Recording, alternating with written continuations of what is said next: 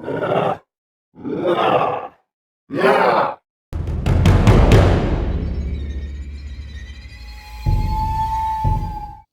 is a guy, his name is Kendrew. He just signed up for a shopkeeper in a doll shop, which is located not far from where he lives. From the first day he worked, he really liked his job. It makes him always diligent to come to the shop. The shop already has 3 workers, so they become friends. One day, their shop gets doll supplies from the doll factory. When the fridge forwarder brought in all the cartoons that contained the dolls, Kendrew began signing off on shipments that had been received. After that, he and 3 of his friends started to arrange new dolls on the wall shelves, whose dolls had already been sold. The clock shows the time to go home. Kendrew and his friends packed up to close the shop and head home. His days as shopkeeper went on as usual.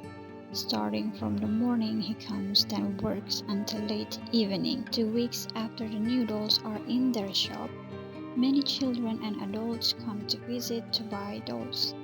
Of every visitors who came, there were some little girls who wanted to buy a doll, which was located in the wall shelves in the corner of the shop. Because it looked very beautiful. It was a female doll with long black hair, had big red eyes and charming red lips. But none of the children could bring the doll home, because when they were about to pay for the doll at the cashier, the little children immediately changed their minds, because for them, the doll scared them.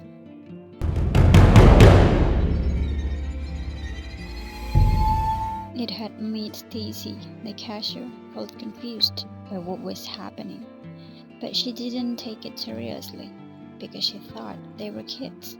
They could have a lot of imagination that could pop up at any time. A few weeks passed, and things like that happened every time someone wanted to buy the doll. So not only Stacy but also Kendrew and their 2 friends again felt strange. But they didn't change their minds about throwing the doll away. Exactly 3 months from the previous supply of dolls, the freight forwarder came again to replenish the stock of dolls in their shop. Coincidentally, that day, the shop owner was visiting his shop, and when the new dolls were about to be placed on the wall cupboard, the shop owner asked Kendrew to pick up the dolls that had never been bought from the first day the dolls entered the shop. Stacy helps Kendrew to do it. When Kendrew took the mysterious female doll and placed it with other dolls that were about to be discarded, Stacy secretly took the doll. Stacy thinks that she wants to take the doll home. She plans to give the doll to her nephew. So after finishing cleaning up all the old dolls, Stacy put the female doll into her bag. When it was time to go home, Kendrew and his 3 friends as usual cleaned up the shop, then closed it, and they went home. The story switches to Stacy, who has arrived at her boarding house. She rests for a while, then she goes to take a shower. Coming out of the shower, she is surprised because the bag she's wearing has fallen on the floor, and all the contents of the bag don't come out except the doll she brought home. She took the doll and put it on her bed, and then she changed clothes and had dinner. After that, she went to sleep. When she was about to sleep, she put the doll on the table. Then she fell asleep, but not long after that, she suddenly woke up because she felt someone struck her face. When she opened her eyes to see whose hand is that, she was so shocked because the doll was right beside her. She was very surprised because she remembered very well that before she went to sleep, she had put the doll on the table. She then put the doll back on the table and she decided to sleep in the living room. In the morning, Stacy is getting ready to go to the store, and she finally plans to throw the doll in the trash instead of having to give it to her niece. After throwing it away, she continued her journey to the shop. When entering the shop, Stacy was surprised by Kendra's greeting, who said, "Oh, I thought you threw the doll away. It turns out you brought it home." Stacy replied, "Doll, what do you mean?" She said that because no one knows that she took the doll with her. Then Kendra said, "Of course, the black-haired doll that was in your bag looks like she needs a little fresh air, so she get her head out like that." With a chuckle, Kendra went to clean the front of the shop. Stacy looked at the bag she was holding. She was surprised because the doll she threw away was actually in her bag. She felt panic, her heart pounding fast, and started to break out in a cold sweat. But she still tried to calm down, and she was trying to think of how to get rid of the doll.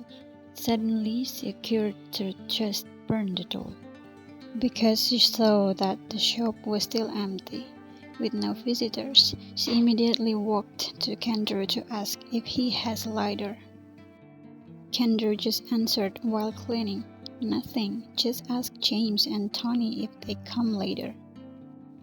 Stacy, who was getting more panicked, grabbed Kendra's hand and took him into the shop and told all the strange things she had experienced since the doll was with her from yesterday. When Stacy was telling the story, suddenly the doll wasn't right beside her, but they both still don't realize since when the doll was there. Kendra, who initially did not believe Stacy's word, began to feel strange, because as he recalled, when they both get into the shop, the doll was not there, near where they were standing, and he saw clearly that the doll was still in Stacy's bag that she put on the table near the entry door for workers. Kendra coded Stacy that the doll was beside her.